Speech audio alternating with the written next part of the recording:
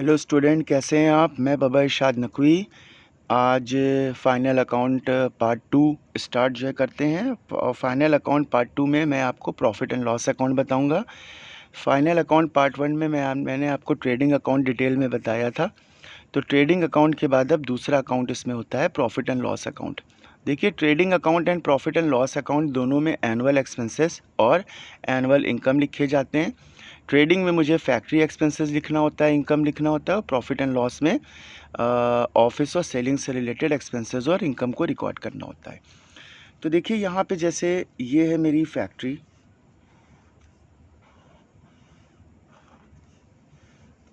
अब ये फैक्ट्री में जो भी एक्सपेंसेस हमारे रिकॉर्ड होते हैं तो वो ट्रेडिंग अकाउंट के अंदर रिकॉर्ड किए जाते हैं, या इनकम कोई रिकॉर्ड होती है। तो फैक्ट्री के जो एक्सपेंसेस होते हैं उन्हें बोलते हैं कॉस्ट ऑफ गुड्स सोल्ड। अगर एक नाम उसे दिया जाए, इसमें क्लोजिंग स्टॉक ऑलरेडी डिडक्ट होता है, कॉस्ट ऑफ गुड्स सोल्ड, बिके हुए माल की लागत। अब फैक्ट्री में जो गुड्स आ रहा है, प्रोडक्शन हो रहा है, तो उसका रिकॉर्ड रखना पड़ेगा। तो एक और डिपार्टमेंट यहाँ पे खोलना पड़ता है, ऑफिस एंड सेलिंग डिपार्टमेंट। ये ऑफिस एंड सेलिंग एक्सपेंसेस हो गया। तो इसमें प्रॉफिट एंड लॉस अकाउंट में आता है। इसमें ऑफिस एंड सेलिंग एक्सपेंसेस सारे इसमें रिकॉर्ड कर दिए जाते हैं।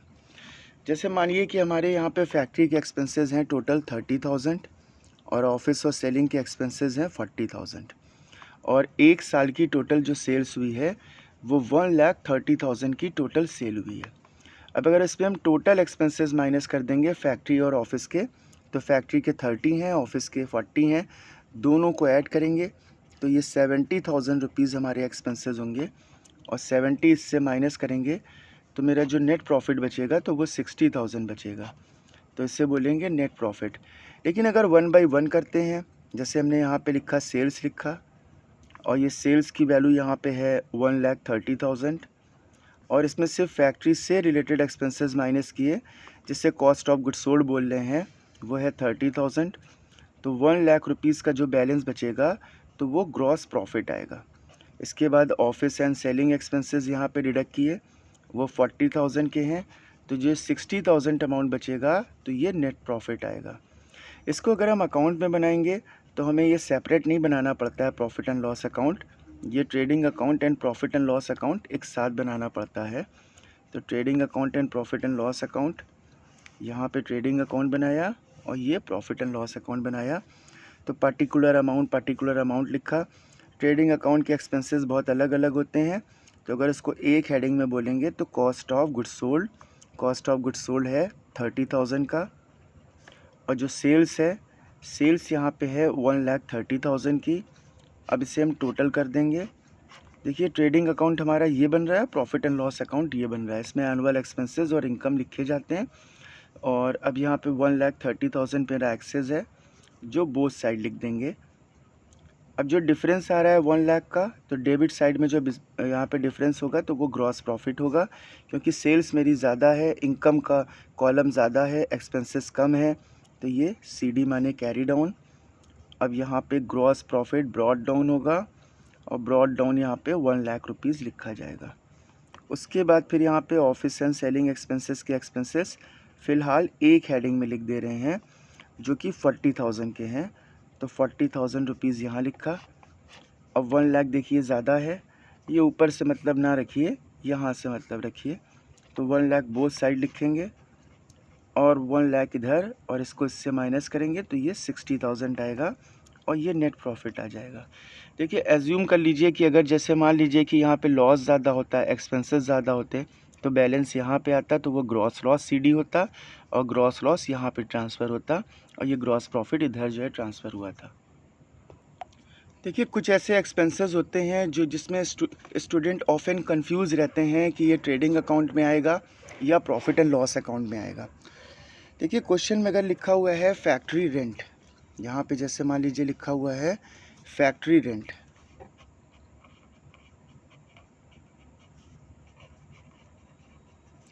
तो ये एक्सपेंसेस मेरा फैक्ट्री एक्सपेंसेस का होगा, यानी ये फैक्ट्री का एक्सपेंसेस होगा, और फैक्ट्री का एक्सपेंसेस हमारा ट्रेडिंग अकाउंट में आता है, तो इसे हमें ट्रेडिंग अकाउंट में लिखना होगा। इसी के जस्ट अपोजिट है जैसे मान लीजिए कि यहाँ पे खाली रेंट लिखा है या लिखा है ऑफिस रेंट, तो ये ऑफिस का है तो ये ऑफिस एक्सपेंसेस के कैटेगरी में होगा, तो इसे हम प्रॉफिट एंड लॉस अकाउंट में लिखेंगे, ये प्रॉफिट एंड लॉस में आएगा। ऐसे जैसे यहाँ पे लिखा हुआ है फैक्ट्री लाइट, या लाइटिंग है या लाइट है, तो ये भी मेरा फैक्ट्री एक्सपेंसेस होगा और ट्रेडिंग अकाउंट में आएगा। क्वेश्चन में अगर लिखा हुआ है खाली लाइट या ऑफिस लाइट, ऑफिस लाइटिंग, तो ये मेरा ऑफिस एक्सपेंसेस होगा, प्रॉफिट एंड लॉस अकाउंट के डेबिट में आएगा। फैक्ट्री में भी कुछ मेरा गुड्स आता है तो थोड़ी सी स्टेशनरी की ज़रूरत होती है, तो जैसे यहाँ पे स्टेशनरी है, स्टेशनरी के आगे फैक्ट्री लिखना होना ज़रूरी है, तो ये फैक्ट्री का एक्सपेंसेस होगा। और अगर खाली स्टेशनरी लिखी है या ऑफिस की स्टेशनरी लिखी है तो वो ऑफिस में ही आएगी, यानी कि प्रॉफिट एंड लॉस में आएगी, ऑफिस की एक्सपेंसेस माना जाएगा।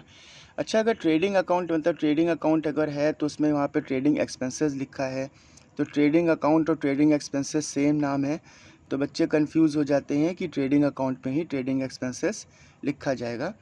ट्रेडिंग मतलब होता है बिजनेस, तो ट्रेडिंग एक्सपेंसेस अगर लिखा हुआ है तो वो ट्रेडिंग अकाउंट में ना लिख के यहाँ लिखा जाएगा। चलिए, एक दो एक्सपेंसेस और होते हैं जो कंफ्यूज करते हैं, जैसे यहाँ पे लिखा हुआ है कमीशन ऑन परचेज, ये है कमीशन ऑन परचेज, और एक होता है डिस्काउंट ऑन परचेज। देखिए, दो एक्सपेंसेस हो गए, एक कमीशन ऑन परचेज हो गए और एक डिस्काउंट ऑन परचेज हो गए। एक एक्सपेंसेस है इसमें, एक इनकम है।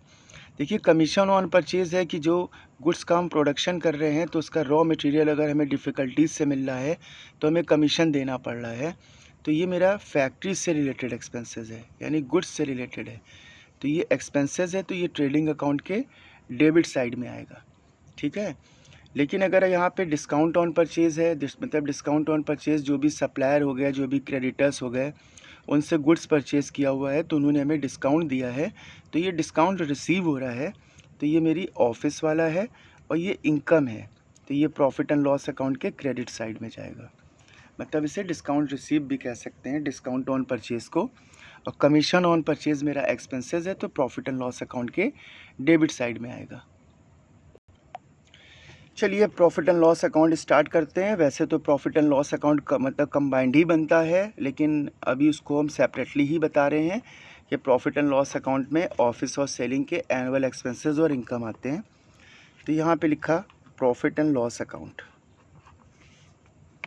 अब प्रॉफिट एंड लॉस अकाउंट को स्टार्ट किया,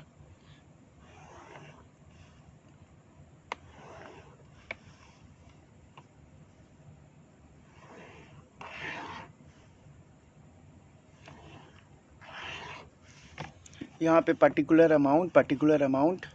देखिए, सबसे पहले एक्सपेंसेस लिख रहे हैं। सबसे पहले ट्रेडिंग अकाउंट का जो ग्रॉस प्रॉफिट होगा वो आ जाएगा by gross profit brought down. अगर ग्रॉस लॉस होगा तो इधर ट्रांसफ़र होगा, क्योंकि ये इनकम का कॉलम होता है। जैसे 5 लाख रुपीज़ का ग्रॉस प्रॉफिट है। अगर देखिए, यहाँ पे बताया था अगर खाली रेंट लिखा होगा तो वो ऑफिस का ही माना जाएगा। एम्प्लॉय जो होते हैं तो वो उनको रेम्यूनरेशन के तौर पे सैलरी दी जाती है, और जो वर्कर होते हैं वो फिज़िकल वर्क करते हैं, रेम्यूनरेशन के तौर पे मेहनताना यानी मजदूरी दी जाती है। और रेंट के अलावा अगर स्टेशनरी है, ये स्टेशनरी लिख दिया और 10,000 का। स्टेशनरी के बाद यहाँ पे फैक्ट्री का रेंट हो गया, सैलरी हो गई, स्टेशनरी हो गई। डिस्काउंट अलाउड होता है। डिस्काउंट अलाउड मीन्स होता है कि हमने छूट दी, ये मेरा लॉस होता है। जैसे कोई मेरा कस्टमर है या डेटर्स है, उसे वो हमें 10,000 अमाउंट देगा, तो मोटिवेट करने के लिए जल्द से जल्द पैसा दे दे वो हमें, तो हमने 500 रुपये उससे छूट दे दिया, तो ये डिस्काउंट अलाउड होता है। डिस्काउंट रिसीव मेरा इनकम होता है, क्योंकि ये पैसे हमें मिलते हैं। कभी कभी क्वेश्चन में डिस्काउंट अलाउड और डिस्काउंट रिसीव मेंशन नहीं होता है, तो आप ऐसे समझेंगे कि ट्रायल बैलेंस का क्वेश्चन दिया है, तो डिस्काउंट अगर डेबिट साइड में है तो वो डिस्काउंट अलाउड है, और डिस्काउंट अगर क्रेडिट कॉलम में है तो वो डिस्काउंट रिसीव है। ऐसे ही कमीशन को भी समझेंगे। जैसे यहाँ पे तो मैंने लिख दिया कमीशन पेड, तो इसका मतलब ये एक्सपेंसेस है। अगर ये डेबिट में होगा ट्रायल बैलेंस में तो ये इनकम होगा। और यहाँ पे है कमीशन रिसीव, तो ये कमीशन रिसीव मेरी इनकम है। ऐसे ही अगर इंटरेस्ट ऑन लोन है, कोई भी लोन पे अगर हमें एनुअल इंटरेस्ट, देखिए लोन लायबिलिटी हो गया, लोन का इंटरेस्ट एनुअल मतलब पेबल है तो वो लॉस माना जाएगा। ऐसे यहाँ पे interest on investment, interest on investment या डिपॉजिट होगा तो वो मेरा फ़ायदा माना जाएगा, प्रॉफिट होगा। ठीक है। जैसे रेंट पेड करते हैं कि जैसे मान लीजिए मेरी कोचिंग चलती है तो हमने किसी भी लैंडलॉर्ड है, कोई भी ऑनर है, उनसे रेंट पे कोचिंग ली है, तो उनसे परमिशन लेके कुछ टाइम या अपने ही टाइम हमने एक दूसरे टीचर को वहाँ पे रेंट पे रख लिया है, वो अपने स्टूडेंट्स को पढ़ा रहे हैं। तो सबलेट, सब मतलब पार्ट, लेट मतलब देना, तो ये रेंट रिसीव हो रहा है, ये मेरी इनकम हो रही है, तो उससे बोलते हैं sublet rent. It's mean rent receive भी कह सकते हैं, ये रेंट रिसीव हो गया। एक मेरी सन्ड्री इनकम होती है, इसे मिसलेनियस भी इनकम बोल सकते हैं। छोटी मोटी इनकम होती है, कबाड़ वगैरह बेच दिया, कोई ख़राब सामान है बेच दिया, डीलिंग ऑफ बिजनेस ना बेच रहे हैं, मतलब गुड्स बेच रहे हैं ना एसेट्स बेच रहे हैं। ऐसे मेरे छोटे मोटे एक्सपेंसेस होते हैं, सन्ड्री एक्सपेंसेस, पेटी एक्सपेंसेस या मिसलेनियस एक्सपेंसेस। गुड्स को अगर हम सेल करते हैं तो यहाँ पे कैरेज आउटवर्ड बोलते हैं, आउट माने बाहर, वर्ड माने और, कैरेज माने भाड़ा, तो बाहर की ओर का भाड़ा मतलब कैरेज ऑन सेल्स। जब गुड्स को परचेज़ करते हैं तो एयरपोर्ट इंपोर्ट टैक्स लेते हैं, और जब गुड्स को सेल करेंगे तो एयरपोर्ट वाले एब्रॉड में अगर सेल करेंगे तो एक्सपोर्ट टैक्स लेंगे, ये एक्सपोर्ट टैक्स हो जाएगा। 10,000 एक्सपोर्ट टैक्स हो गया। उसके बाद एडवर्टीज़मेंट बहुत ज़रूरी है, ऐड अगर ना करें तो बिज़नेस हमारा नहीं चलता है। तो एडवर्टीज़मेंट हम अलग अलग सोर्सेज से करते हैं, अलग अलग बाइस से करते हैं, अलग अलग तरीके से करते हैं। पोस्टर हो गया, और न्यूज़ से करते हैं, टीवी पे कर रहे हैं, अग्लो साइन बोर्ड बना रहे हैं, पम्फलेट कर रहे हैं, अलग अलग तरीके से करते हैं, व्हाट्सएप पे कर रहे हैं, अलग अलग यूट्यूब के मतलब उससे माध्यम से कर रहे हैं। और प्रिंटिंग एक्सपेंसेस हो गया,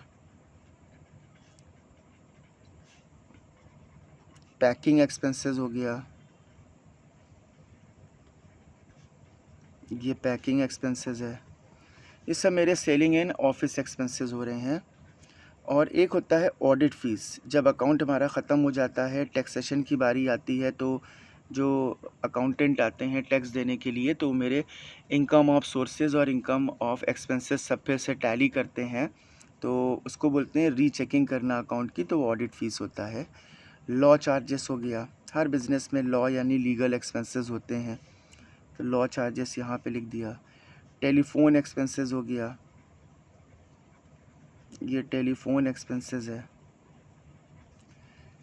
अब टेलीफोन के बाद जैसे रिपेयर्स हो गया, जैसे वाइट वॉश करा रहे हैं या मशीनरी कुछ ख़राब हो गई है उसको रिपेयर करा रहे हैं, ऑफिस इक्विपमेंट में कंप्यूटर लैपटॉप वगैरह ख़राब हो गया वो रिपेयर्स करा रहे हैं, तो वो रिपेयर्स अकाउंट हो गया। उसके बाद यहाँ पे टेलीफोन हो गया, लॉ जो है चार्जेस हो गया, सब हो गया, कैरेज ऑन सेल भी हो गया। अब बैड डेब्ट्स हो गया। देखिए बैड डेब्ट्स मतलब क्या होता है, जो पैसे मेरे डूब जाते हैं डेटा से, वो इंसॉल्वेंट डिक्लेयर अपने को कर देता है या बैंकरप्ट हो जाता है। डिस्काउंट अलाउड ये होता है कि डेटर्स को हम अपनी जो है मर्ज़ी से पैसे छूट दे रहे हैं ताकि वो जल्द से जल्द पैसे दे दें, और डिस्काउंट अलाउड एक छोटा सा अमाउंट होता है। बैड डेब्ट्स क्या होता है कि वो ज़्यादा पैसे नहीं दे रहा है, इंसॉल्वेंट हो गया, उसकी स्टेट से कुछ ज़्यादा अमाउंट रिसीव नहीं हो रहा है, तो जो रिसीव हो रहा है उसको हटाने के बाद जो डूब रहा है पैसा उससे बैड डेब्ट्स बोलते हैं। डेप्रिसिएशन आप लोगों को मालूम ही है क्या होता है। डेप्रिसिएशन हमारा जो कैपिटल एक्सपेंसेस होता है, जैसे बिल्डिंग है, मशीनरी है, प्लांट है, तो एक साल में उसका पार्ट जो यूटिलाइज़ होता है, कंज्यूम होता है, घिसता है, तो वो एनुअल एक्सपेंसेस की कैटेगरी में किया जाता है। तो डेप्रिसिएशन हमारा 10,000 का ये हो गया। ऐसे और भी एक्सपेंसेस आ जाते हैं, जैसे पोस्टेज है, टेलीग्राम वगैरह कर रहे हैं, पोस्टेज एक्सपेंसेस है। चलिए और भी एक्सपेंसेस होंगे, तो अब इसको यहाँ पे टोटल कर लेते हैं। तो 5 लाख 20 तो ये 1 लाख हो गया, यानी 6 लाख हुआ टोटल ये इधर का। 10, 20, 30, 40, 50, 60, 70, 80, 90, 1 लाख। 10, 20, 30, 40, 50, 60, 70, 80, 90, 2 लाख। 2 लाख के एक्सपेंसेस है और 6 लाख की इनकम है, तो मेरा जो प्रॉफिट बचेगा तो 4 लाख का बचेगा। तो ये मेरा हो गया नेट प्रॉफिट। चलिए प्रॉफिट एंड लॉस हो गया। अब फाइनल अकाउंट के पार्ट 3 में मैं आपको बैलेंस शीट बनाऊंगा और बैलेंस शीट के साथ साथ एक क्वेश्चन देंगे, खुद से अज्यूम करके बना के देंगे, जिसमें trading account, profit and loss account, balance sheet तीनों अकाउंट को बनाएंगे। तो आप लोग चैनल को सब्सक्राइब करना एकदम मत भूलिए। जो ये वीडियो देख रहा है उससे रिक्वेस्ट है सब्सक्राइब ज़रूर करें और अपने क्लासमेट को भेजें ताकि वो भी फ़ायदा उठा सके।